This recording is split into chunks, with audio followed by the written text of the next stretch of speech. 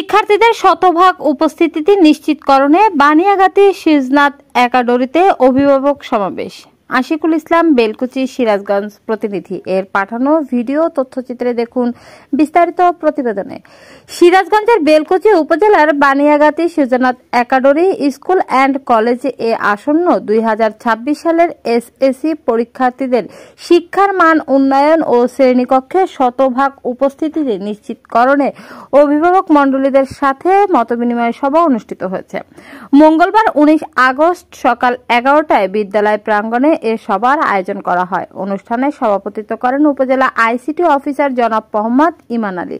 প্রধান অতিথি হিসেবে উপস্থিত ছিলেন উপজেলা মাধ্যমিক শিক্ষা অফিসার জনাব এস.এম. গোলাম রেজা। প্রধান মেহমান হিসেবে উপস্থিত ছিলেন জনাব মোহাম্মদ নুরুল ইসলাম গোলাম, সাবেক আহ্বায়ক বেলকুচি উপজেলা বিএনপি। বিশেষ অতিথি হিসেবে উপস্থিত ছিলেন বাংলাদেশ প্রেস ক্লাব বেলকুচি উপজেলা শাখার সভাপতি কেরামত আলী তালুকদার। এছাড়াও অনুষ্ঠানে আরও উপস্থিত ছিলেন বাংলাদেশ প্রেস ক্লাব বেলকুচি শাখার সাধারণ সম্পাদক আশিকুর রহমান জুয়েল, বাংলাদেশ প্রেস ক্লাব বেলকুচি শাখার প্রচার সম্পাদক আশিকুল ইসলাম এবং বিদ্যালয়ের শিক্ষক শিক্ষিকা, স্থানীয় জনপ্রতিনিধি, অভিভাবক এবং শিক্ষার্থীরা।